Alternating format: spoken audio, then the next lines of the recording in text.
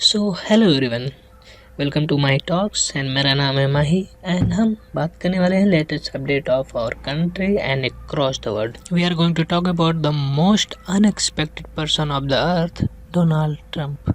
सो इन्होंने कर दिया है न्यूयॉर्क टाइम पर मानहानि का 15 बिलियन का केस। वाओ। सो बेसिकली इनका एलिगेशन है कि इन्होंने जो 2024 के प्रेसिडेंट के इलेक्शन के कैंपेन के दौरान द न्यूयॉर्क टाइम ने काफ़ी सारे ऐसे आर्टिकल्स पब्लिश किए जो इनके इमेज को डिफेम कर रहे थे। उन आर्टिकलों में से ये एक आर्टिकल है जिस पर ट्रंप सबसे ज़्यादा न्यूयॉर्क टाइम पर गुस्सा हुए।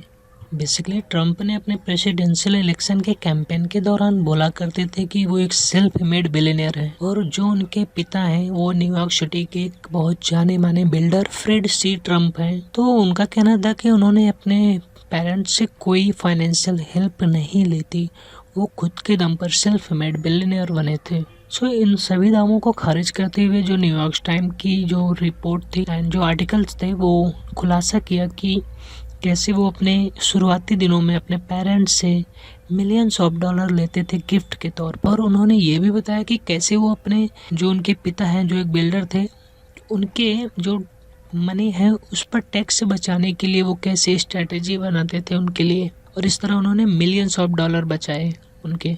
सो ये सारे एलिगेशन न्यूयॉर्क टाइम ने प्रेसिडेंट ट्रंप पे लगाया था उनकी कैंपेन के दौरान। सो जैसा कि आप देख भी पा रहे होंगे, this manoeuvre made with a little resistance from the internal revenue and Fred and Mary Trump transfer well over a billion in a wealth to their childrens. अपने चिल्ड्रन को उन्होंने $1 बिलियन ट्रांसफ़र किए थे, जिसका उस टाइम के हिसाब से जो 55% tax rate gift and inheritance पर, उसके हिसाब से $550 मिलियन टैक्स बनते हैं। बट ट्रंप ने सिर्फ 52.2 मिलियन अबाउट 5% ही पे किए थे।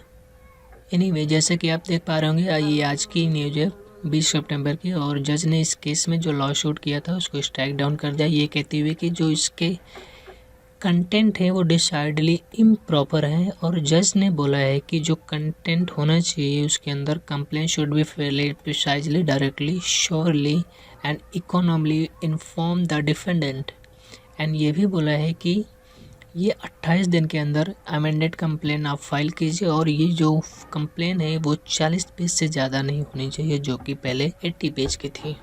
सो इन सब के अगेंस्ट में जो न्यूयॉर्क टाइम का रिस्पांस था, वो उसके एक स्पोक पर्सन ने बोला कि इस केस में कोई दम नहीं है, और कुल मिलाकर ये स्वतंत्र रिपोर्टिंग की गला घोटने के लिए और डिस्करेज करने की कोशिश है, और हम इससे डरेंगे नहीं। और हम जो फर्स्ट अमेंडमेंट में जो उनको राइट मिला है, जैसे कि आपको पता होना चाहिए कि यूएसए के फर्स्ट अमेंडमेंट में 5 राइट दिए गए थे यूएसए के सिटीजन को, जिनमें से एक freedom of speech and press भी है। सो उन्होंने कहा कि हम इस राइट के लिए हमेशा खड़े रहेंगे और हम किसी से डरेंगे नहीं।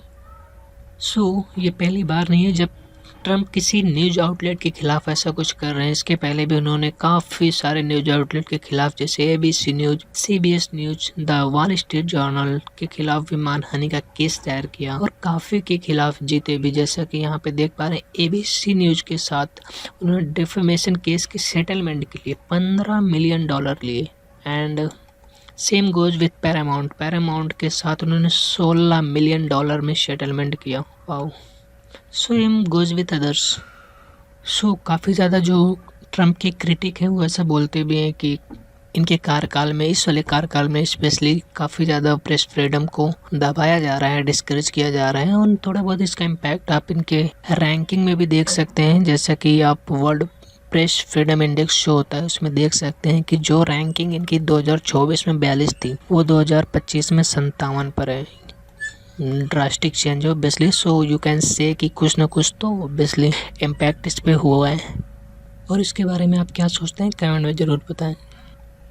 एंड लास्ट थिंग जो मुझे आप लोग को बोलनी थी, एक्चुअली बताना था, this is my first video and I know this is not up to the mark, but I tried my best जो मेरे को आता है, एंड काफ़ी सारी चीज़ें मैं सीख रहा हूँ, और जो भी कमियाँ हैं आप मुझे कमेंट सेक्शन में बता सकते हैं, और मैं कोशिश करूँगा कि फ्यूचर में उन सारी चीज़ों को इम्प्रूव करूँ।